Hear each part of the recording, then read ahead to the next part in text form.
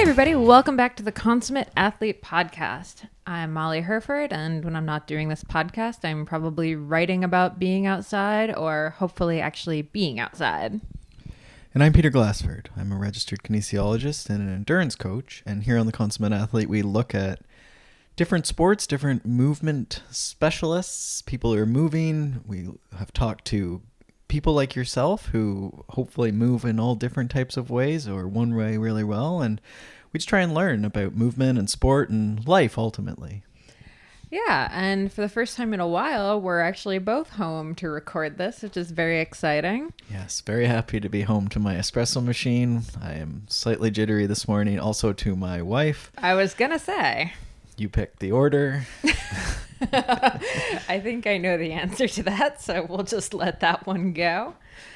I've had a good week here by myself in Ontario. We had some gorgeous weather last week and then a solid few inches of snow over the weekend. So I had a very pretty intense couple days of training in the snow, but all good. Yeah, that springtime struggle, right? It's real. It's rain. It's inclement weather. I saw in Moab, Utah, they had crazy random snow.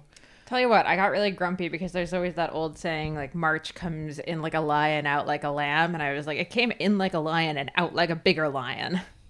Yeah, I mean, sometimes you think that's the lamb and it's not, right? It was not. It's a good life lesson, I suppose. Yep. So got to be a consummate athlete the other day and shovel some snow right after my run. So Well, I saw a lot of people were turning into, they're out skiing or, getting that last ski in. I saw a couple powder skis here in Ontario, which I think it's been a decent, randomly good year for powder skiing in Ontario. Don't usually go together, but I saw someone shooting some powder on the weekend, which is pretty crazy.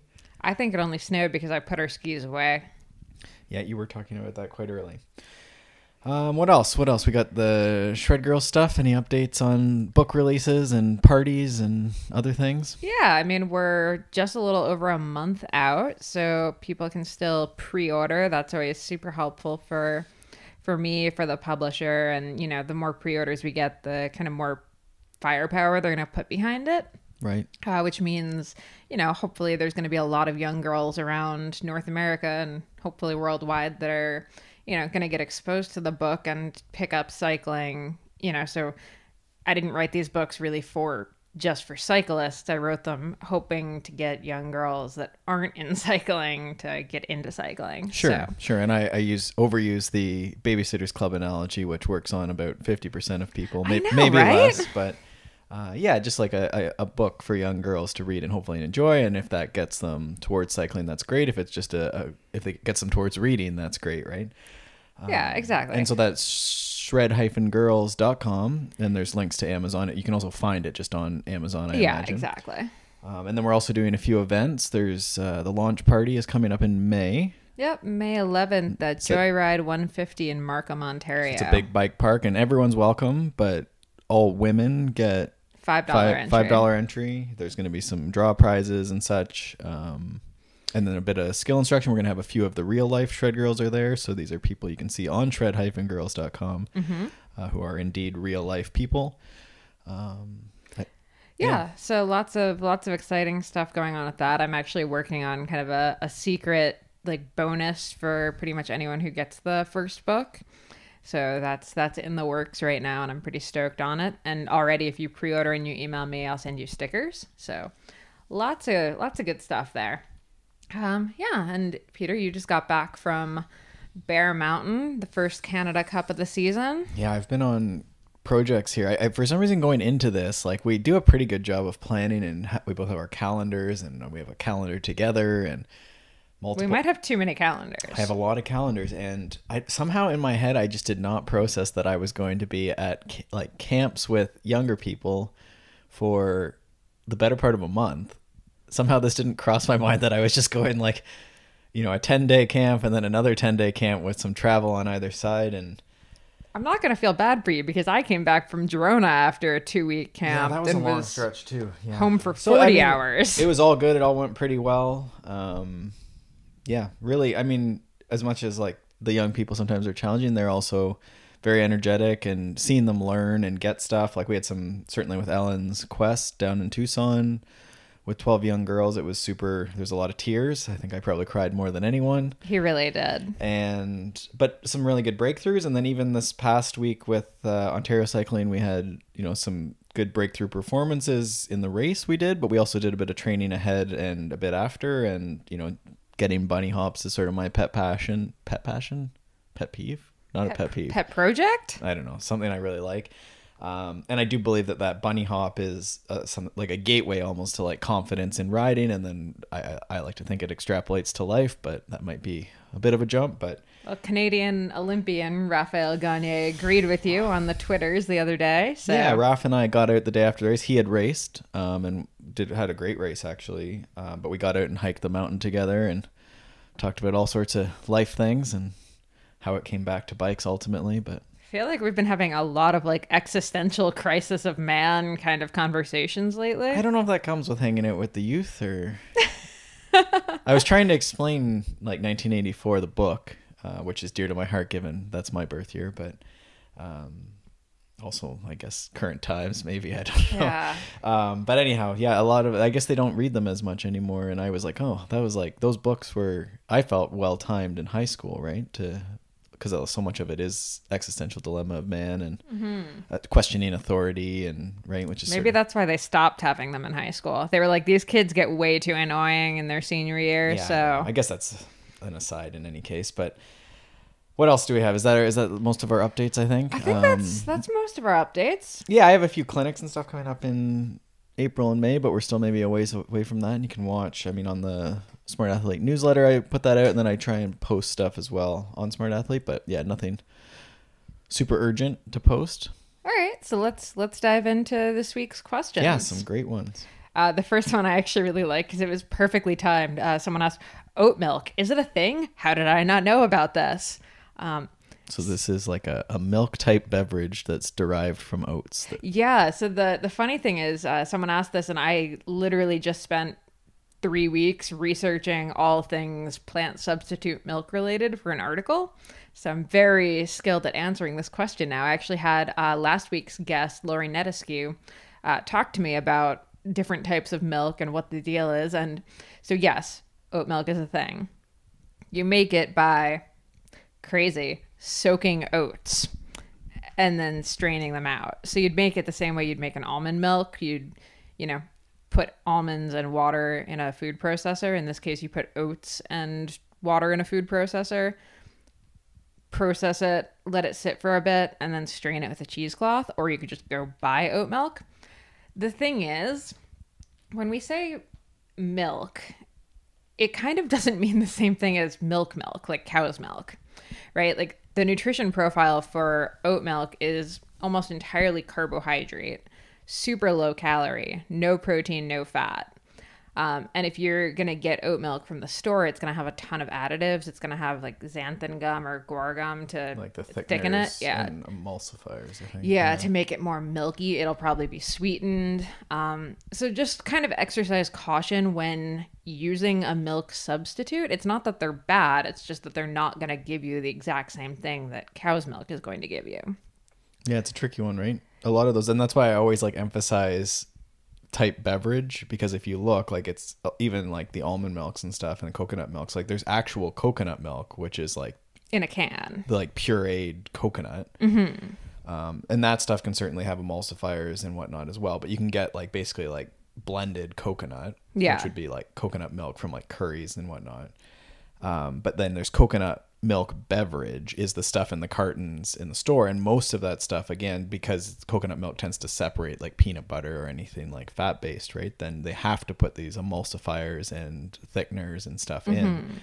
And there's definitely like a subset of people that they think or actually have allergies to whatever, your glutens, your dairies, your whatever, and they get onto these like health aisle type foods.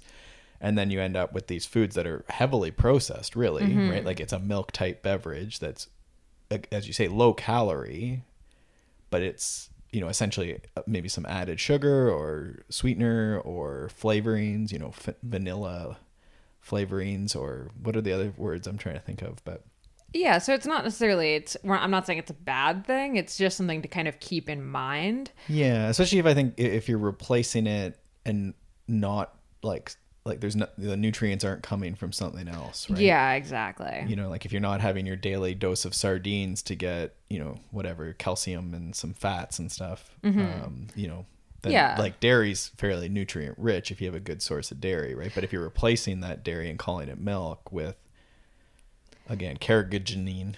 Yeah, both Lori and actually a guest we're going to have on in the next couple weeks, Matt Fitzgerald, who's also a nutrition expert, both of them were very quick to say milk is actually, if we're going to talk about superfoods, cow's milk actually kind of is. If you look at the nutrient profile, I think Lori said something to the effect of if she was going to be stranded on a desert island and could only have like one or two foods with her, milk would actually be one of them because it has carbs, fat, protein, good amount of like good vitamin profile, calcium, kind of a lot of the stuff that you do need, and it's all in there naturally. Yeah, I think if you can get decent quality and, you know, a fuller fat and whatnot, and if it doesn't bug your stomach, there's definitely going to be some back and forth on, you know, people that can tolerate it or not. But So all that to say, oat milk, totally a thing. I really think people should try making their own. Honestly, like it's a crap load cheaper. B, you get oats out of it too, right? You can strain that. I don't know. Is there like usable at the end of it all? Yeah, it's the same with almond milk. Like what I would do when I used to make my own almond milk is you strain out the milk through a cheesecloth. You have your almond milk that you've made, and then you have these just chopped up almonds that are wet, but you can use them and make a granola or whatever out of them. So you can do the same with oats. Interesting. So it's sort of like when you juice fruit when you juice like vegetables or whatever, you can use that pulp and make breads and all kinds of stuff instead of just throwing it out. Yeah. So I don't know. I think that stuff, like, you know, if you do oats and you're looking for like a low calorie way to, you know, if you're going to have what else? Wait, maybe dollop in coffee or... I do find using oat milk for cereal to be kind of ironic. It does seem somewhat redundant. Yeah. But... you know, if you're just looking for like a milky type substance to put in some cereal or something, and you don't want to consume dairy, like I guess it's definitely a thing. Right? Or if you're home and you're out of milk. Yeah. But you have oatmeal. So that's oat milk.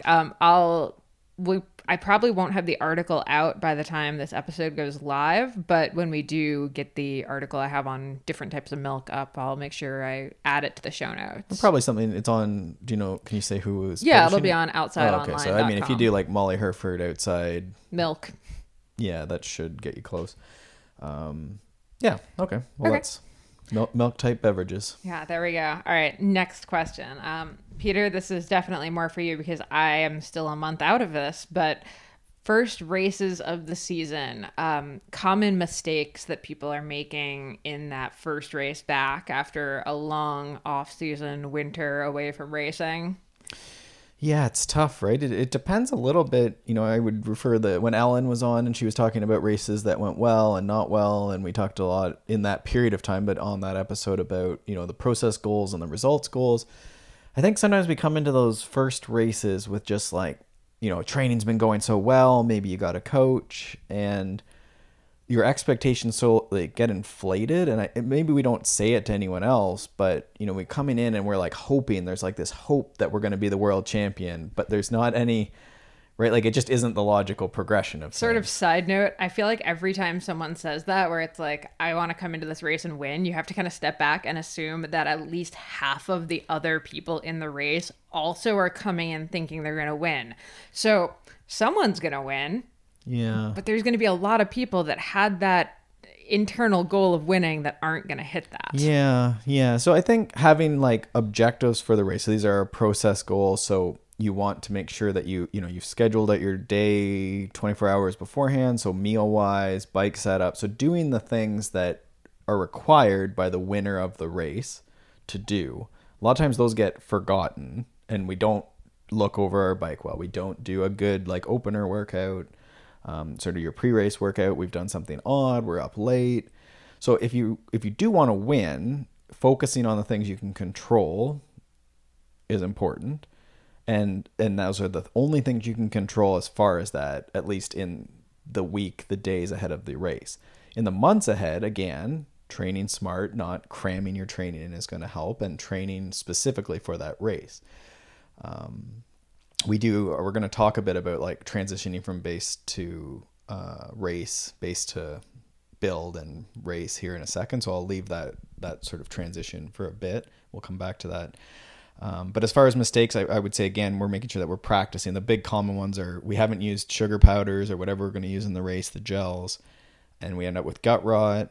Well, especially if you have a new sponsor for your team, whether it's a club team, whether it's a pro team, whatever, a lot of them switch sponsors throughout the year. So now you've gone from, say, Cliff to Goo, and there's nothing wrong with either of those companies. But yeah. If you just got your swag bag of new products or whatever right before, the week before the race, and you haven't gotten a chance to test them out, you might want to stick to last year's stuff for the first race and give yourself a chance to get used to the new stuff. And it's always rushed in the spring for Canada for sure. Like we barely get on mountain bikes or even outside sometimes before the race, right? And so I think just that first race ideally is not your A race. We ideally, again, when we're thinking about the people that win the race that matters, there's usually races ahead of that in the weeks ahead. So here we might have some like spring gravel grinders. We call them like spring classics. Those are in a lot of areas. And those races, again, try hard, do the things that it takes to quote unquote win, whatever your win is. But the outcome you're less tied to, right? So we have this gravel grinder. It's point to point. I often do it in the spring. I really just want to get in and work hard for 2 hours. And if I'm often close to the front, I've never won it, but I would love to. But I also I'm not that invested in it. Half the time I decide like weeks maybe out. And it's just really, it's that hard workout in the race, starting the race, getting that stupid start out of the way that we all hate.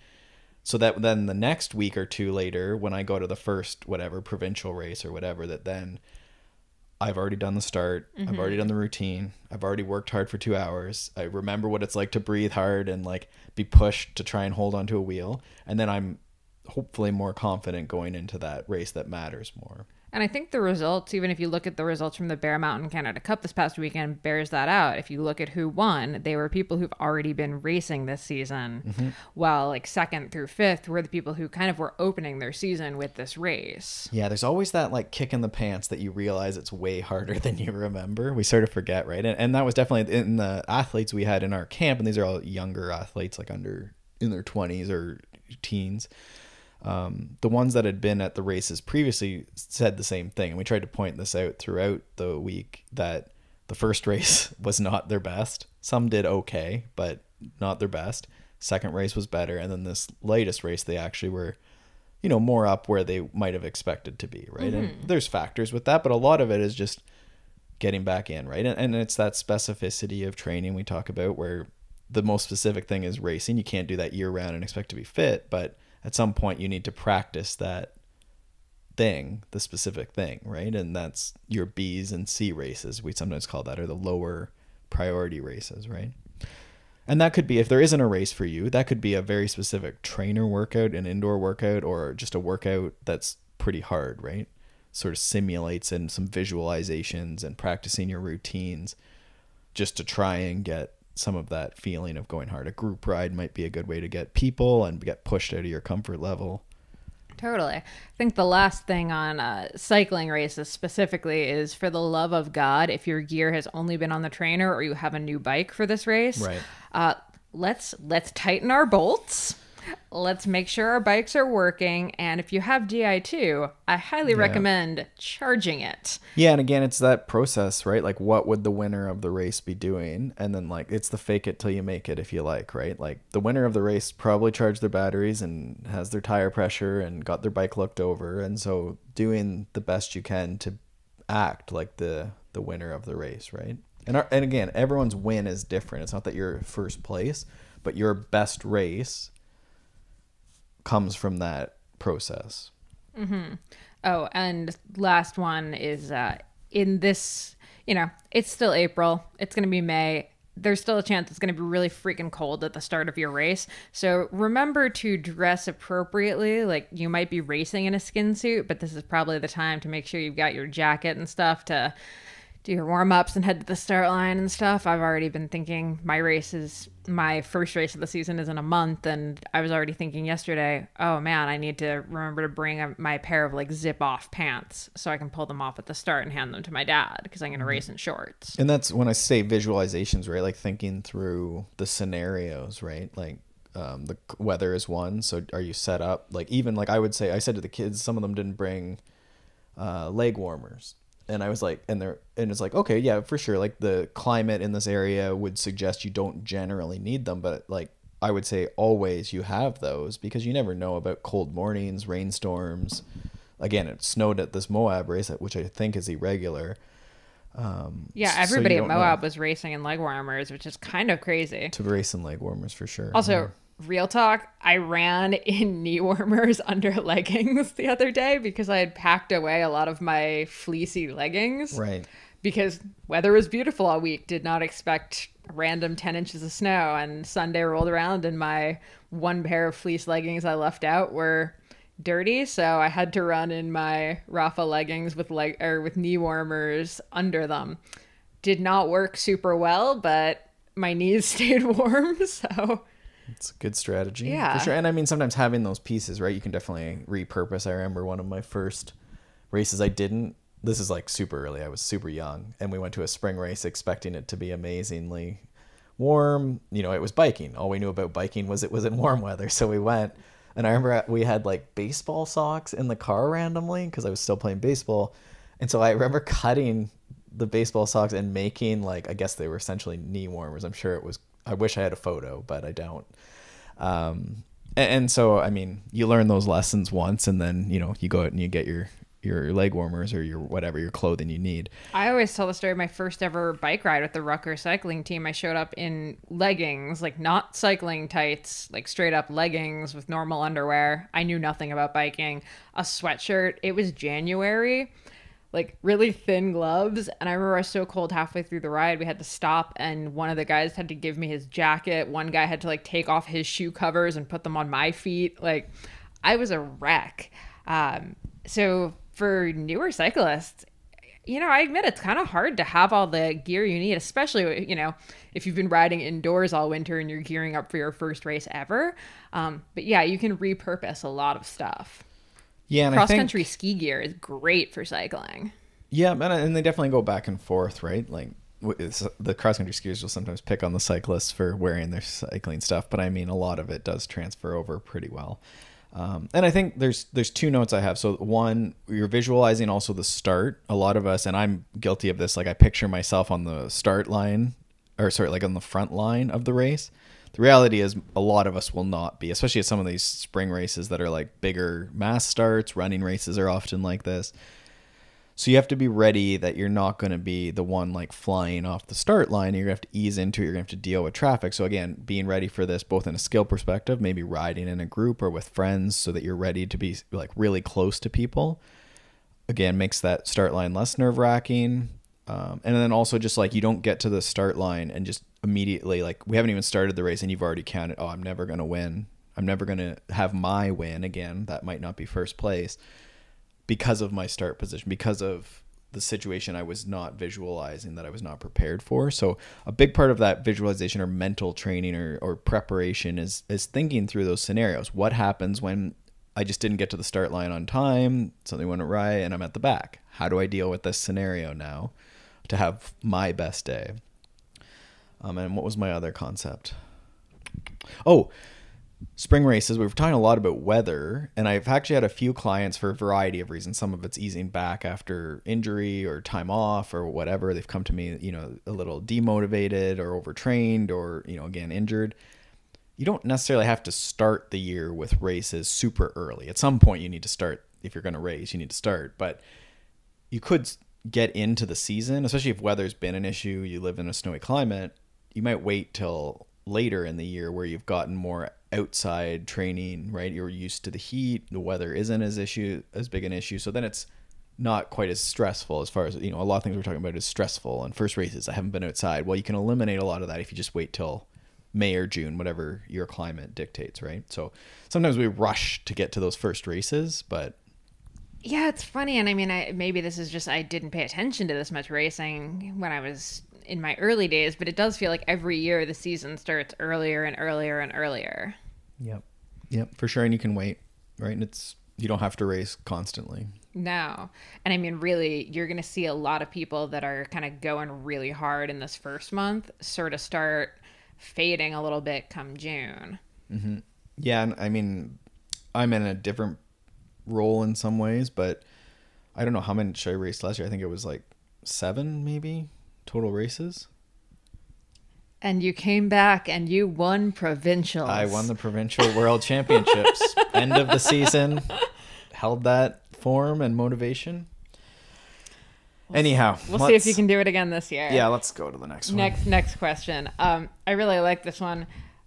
So we're in April and someone asks, I'm already feeling burnt out, having indoor trainer blahs, and just wondering when to take a break if you're just not feeling it. And I think this is a super good question because I mean we all feel this to certain extents, especially when the weather is doing this like up down up down. It's very easy to feel super motivated one day and then just absolutely like devastated the next day. Yeah, it's tough. I mean, there can be a variety of things. I think that with the online computer programs and even just being indoors, right? Like it does lend itself to that intensity based thing. So whether it's the indoor group rides or posting your numbers on social media or just your time crunch, so you have to do intervals and high intensity this and that all the time, like there's the common wisdom, which has good support behind it, that you can just only use intensity so much, and at some point it will catch up, right? Like and so some of that motivation is like you just can only beat yourself up so often. So a lot of times when I see that in people, it's that every day is like pushing that limit versus putting in the time, right? And some of those workouts are going to feel, I saw a good analogy, it was like a sandcastle. Like we're building a sandcastle. That's your fitness, that's, you know, the athlete you're becoming, the person you're becoming. But each of those little sand crystals are meaningless. You don't even see a lot of the sand like as it drops onto the sandcastle. Also, a tidal wave or just like a total dick on the beach could just come over and knock it down at any time. I guess there is that side to the analogy. Let's assume our sandcastle is great and big, but I feel like a regular castle with bricks would have been maybe the better analogy. Bricks are more sizable, like the sand, like each one. So I mean, sometimes it's, you know, just do 30 minutes, light and easy, just put it in the bank. Today, tomorrow, you'll probably feel better and ready to go. I think it's a good rule to try and do something, but just keep it low and easy. And again, put a little sand crystal onto your sand castle. I'm also actually going to make kind of the opposite argument for doing nothing some days. I think that's been actually a huge change for me, is my coach has me taking 2 days a week off, which is I haven't taken 2 days a week off in 10 years. Well, and there needs to be variety, right? And often we have like that hour a day. We all use our hour a day. It's the mental break. It's, you know, whatever. There's a lot of reasons for that. But there's definitely that, like, I need to go hard. And it sounds odd, like, oh, no one does that. But I think if a lot of us look, it might not even be hard, but it might be like you say, you're doing something maybe at a moderate pace, but maybe just something every day versus maybe you do 2 off days and then use that extra time and you can maybe negotiate with family / work / whatever to get a longer workout on a Wednesday or a Sunday. Yeah, and I can't believe how much better my motivation has been having like true off days. Yeah. I'm much happier going back to running the next day. And I think too, like for skilled people, or not even skilled, I shouldn't necessarily say skilled, but experienced people who have done some element of endurance training for a matter of years, like you do get into that trap where the intensity becomes very important, but that doesn't mean that every day is intense. It means that you have to give yourself a fairly significantly hard workout. And to do that, you need significant recovery and motivation. And so, like, I found myself last year, there's a lot of weeks I got one good workout in and then maybe a decent endurance workout. But there was a lot of days of like 90 minutes, put it in the bank, 90 minutes, put it in the bank, nothing fancy, no crazy wattages, just 90 minutes in the bank. And so my frequency was good. Volume was, I would say, on the moderate side of what you would expect for someone who pretends to race elite still. But then intensity would even be on the lower side. And I think it's just, but I had one really good as a minimum, some weeks two, like maybe the average was like 1.25 or something. But I found that way, like just, I was like crushing one day a week, and motivation, like you say, was really high. But side note, we have a psychologist on in an upcoming episode, and she's actually been listening to the podcast. One day I would love to have her just come on and be like, so when you said this thing, just when you mentioned pretending to race elite, now that I know she listens, I'm like, oh God, what would she say about that? So I'm now hearing all of this through the lens. You could certainly, I never actually committed. That's what it was. Yep. There we go. She also says you might not be ready to get a dog, which I'm really sad about. She's good. Okay. Is that all we have on this? I think that's all we have on that, but that leads us very neatly into kind of this next topic of, okay, so most people, if you're following kind of a traditional build into race season, you've recently shifted from, or are about to shift from, your base miles into adding more intensity. Right. And we've talked about, we think there's kind of two ways that people end up messing up here. And the first is we just never shift back to intensity. Turns out base miles are actually pretty fun for a lot of people. Like, it's, pretty relaxing. It's not the hardest thing. It feels really good when you've nailed like a 6-hour ride or whatever. You feel super fit doing that, but you're not really getting any of the top end. And then the flip side is, okay, the intensity switch is on, and it's on. So you have people going out and going super hard kind of right off the bat. Yeah. So how do we avoid?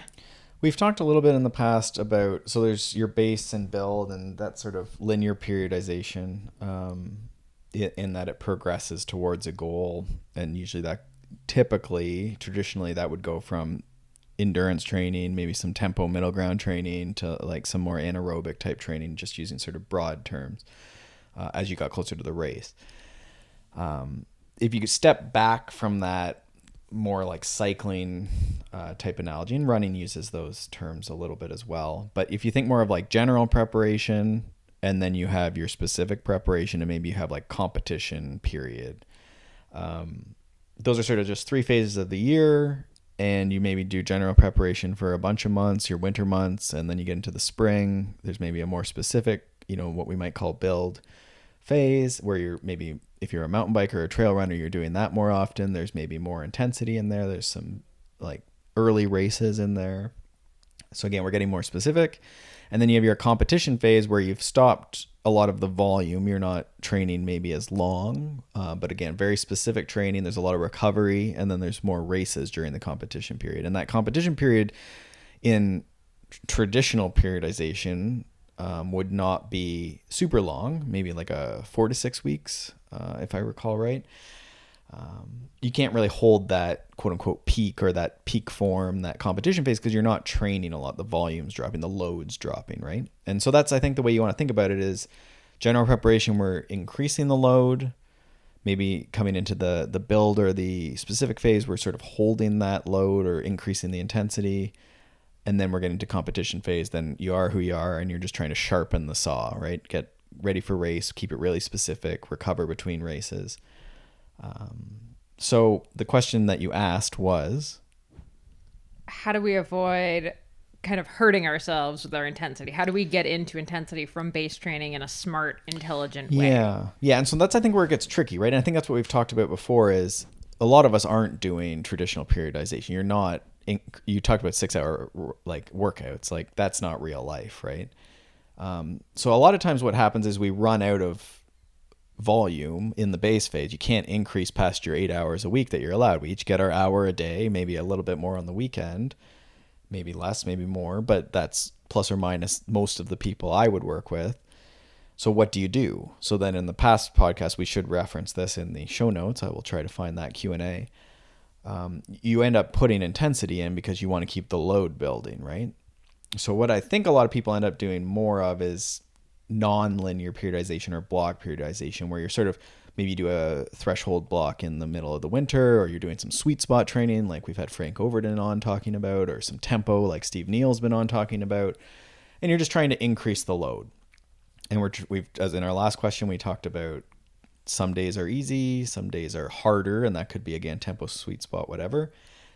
And in the general prep period, we were maybe cross-training and strength training more. And then once we get outside, we're making it more specific. So really what we're trying to do for most people, if we ignore that traditional periodization where we've gone volume, is we're trying to get more specific. So once you can ride outside or run outside or whatever your sport is, you should do that. And just by doing that, I would expect that things become more specific. And in that, if you're running off-road, running uphill, riding off-road, whatever, racing a bit, weekly races, you're going to have an intensified training plan. And so really that's what's going to happen. Again, if you take a couple rest days, have a couple long, easy days, steady days, and then you have your one or two intensity days, I think it's hard to screw it up. I think the only way people screw it up is, I mean, doing intensity every day or doing just huge, like... Yep. Yeah, you got to progress it for sure. Yeah. So instead of going straight into like 15 2-minute intervals, maybe start with 5. Yeah, and I guess a good analogy is I had a client just before we did this emailed, and he said, oh, it looks like, are we switching now to build? And he really likes like the terms, and he's, reads the books. And so it's really fun talking to him because he asks good questions. And I said, yes, it's true. But because his goal races, he was a little concerned because his main goal race is in July, but he also has May races that are important. So you get into this, like every race is important, but I have this one I want to do well in. So I said, yes, but we're going to use April and May to continue to build volume. So you could argue that, like, yes, we're getting more specific. Yes, that we're now threshold instead of maybe tempo sweet spot, but we're also increasing load and volume still. So to me, that still sounds a little bit more like a base 3, maybe early build 1, but you're still building volume. So for him and a lot of people, we're trying to increase fitness still. And then in maybe May, June, we'll get even more specific, more intense, and try and race a bit more. And then towards that July peak, that race phase, which for a lot of us, again, if we want to just finish off with that competition phase for the working class person, the 8-hour a week, my belief is that peak comes a lot more from the off-bike things. And hopefully we're planning so that in July for this client, maybe they can get a week off work. Mm-hmm. Maybe a week's a lot, but some people, if this is their big, Leadville type race, their really big race, if you can get away, sleep extra, maybe if you have family, you're away from your family, which sounds harsh, but you're away, so you're just like a hermit, basically. You ride once a day, you get a nap in. Who uses the phrase monk mode? Was that Frank? I think that's a Frank thing, but yeah. Maybe Frank Overton, yeah. And yeah, so that's the working person's peak, is really just trying to eliminate some of that life stress, sleep extra good, so that you have extra good sharpening, like peak workouts once or twice a week. And then that race, you're just so rested and ready and not beat up from life and, the daily grind that you're good to go. And that might be a lot of people. It's like they get a Friday off before a Sunday race. So they get Friday, they can go pre-ride easily. It's not a big rush day. Saturday's low key. Sunday they have the race, and hopefully the training and stuff's undulated in such a way, the specificity, they've seen the course maybe a couple extra times. So the preparation is just more specific. And I think for a lot of us, that's what an A race is a little bit extra recovery from life, little on the workout side is being specific, a little bit more preparation. And that would be how that competition phase would go. Mm-hmm. So I don't know, is that enough on how we're looking at intensity? I think so. I mean, I think it's just a tricky thing because, I mean, as you said, you're dealing with people who aren't doing this as full-time jobs, so you probably never did a true like base phase. Yeah, and I think that's why I like to keep, and this is not me, this is like Joe Friel talks about this too, the time crunch cyclist talks about it in a slightly different way, but similarly, like, you don't want to stray. This is a Coach Clance who we haven't had on, but he's super smart strength coach. He says you never stray too far from the intensity.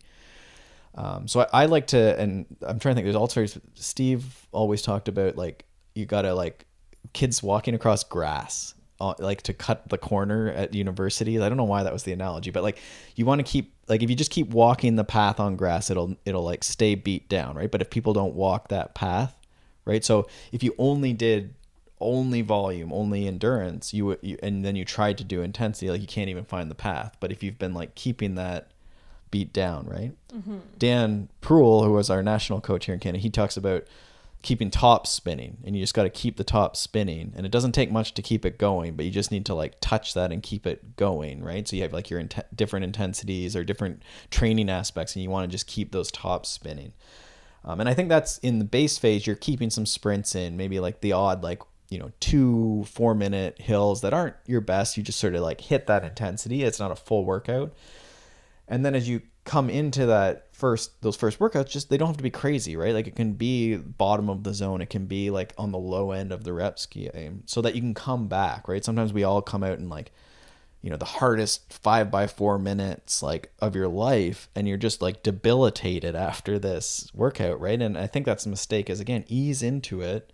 So if you're starting build 1 and you're going to do VO2 intervals, 2 in the week, and just make sure the first week isn't crazy and get them in, right? Again, they're just crystals in your sandcastle.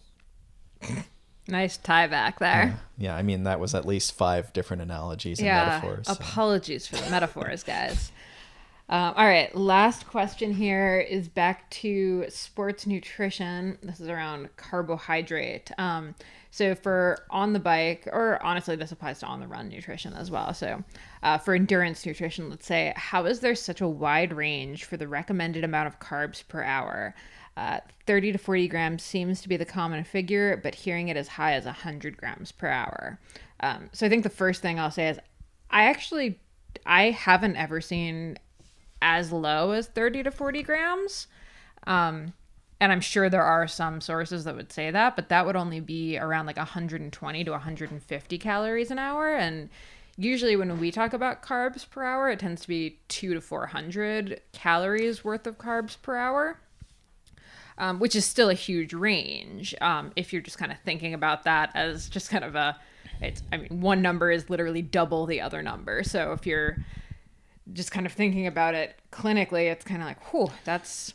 Well, and it's because we're talking about endurance, right? Like there's just such a range. So this was on Twitter, I think we got this, but it was sort of a follow-up. I'll link to it, but our last Q&A, which is the end of March 2019, was about some of this carbohydrate and fueling. We talked a bit about that. And so this person asked, why is there such a range? And I said, well, I mean, if you look at the range of endurance events, endurance like goals, really, right? So I want to finish Leadville in 12 hours. Well, someone else wants to try and set the record at Leadville in 6 hours, right? That's 6 hours of difference, and the intensity difference in that is huge. Also forgetting that the other person could be 240 pounds to your 140. Yeah, and they do say that, like, certainly that's going to change the work required.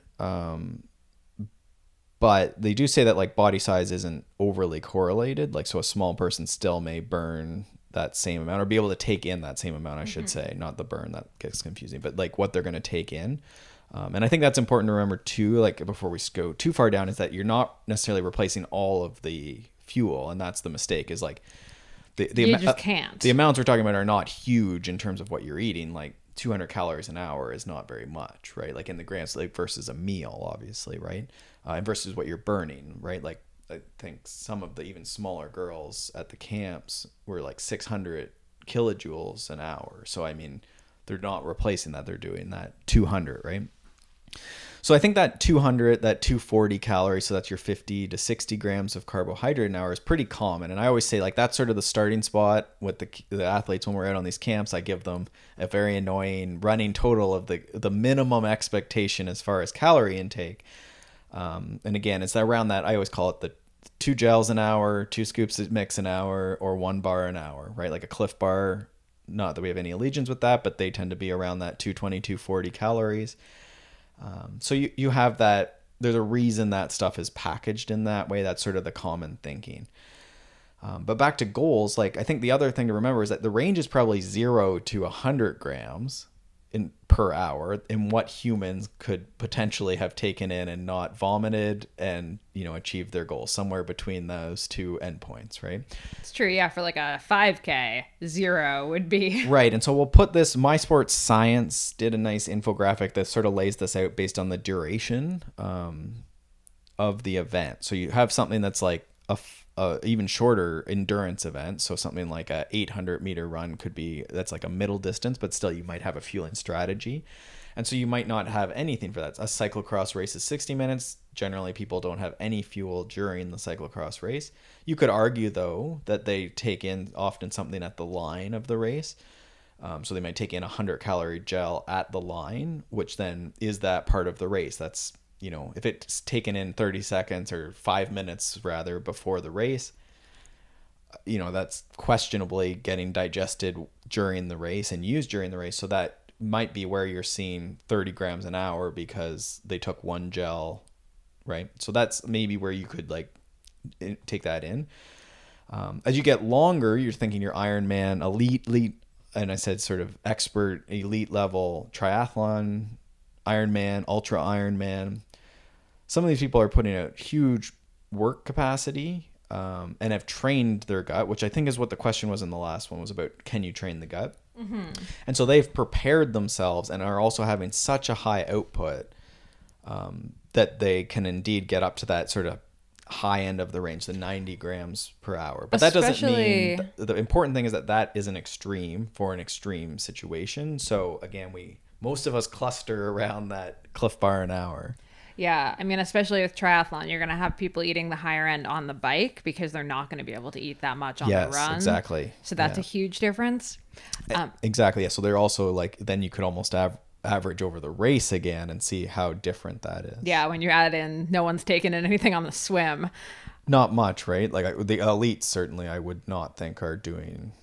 Anyone that's eating a gel in the middle of the water, like, props to you. Well, and I guess, again, you get into, and this is my other point, is the goal of the event, right? Like, and the duration of the event, right? So you have to be very careful, again, that 6-hour versus 12-hour Leadville or Dirty Kanza or Ironman wouldn't be 6, but what are they now? Like 8 versus, what is the top? You can do 17? 17.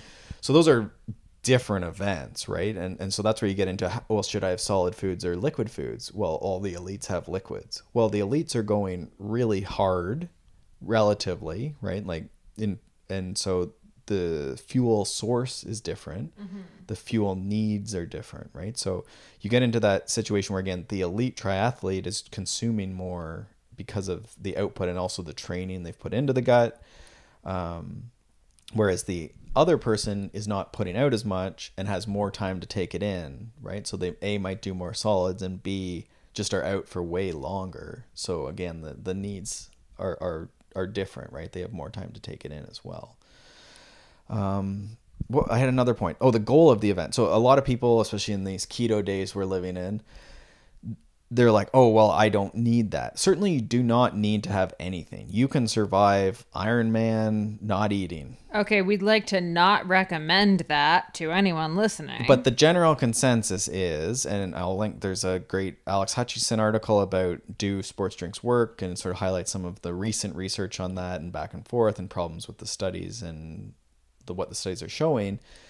And it's fairly clear that like consuming food and carbohydrates specifically is going to increase your performance.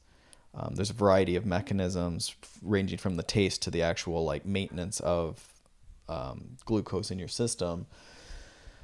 So if you're just out on an hour training ride, you don't necessarily have to have anything. If you're, again, out on a 3-hour endurance ride and you're not that concerned about comparing to your friends or setting your personal best wattage time, then you certainly could make an argument for reducing the amount of carbohydrate or not doing it. But if you're game playing, practicing your nutrition strategy for some of these big races, and then really want to push your limits at these races, then that's sort of the understanding, is that minimum expectation of the 60 grams an hour, 50 grams an hour, and then building from there as really as much as you can with not having GI issues.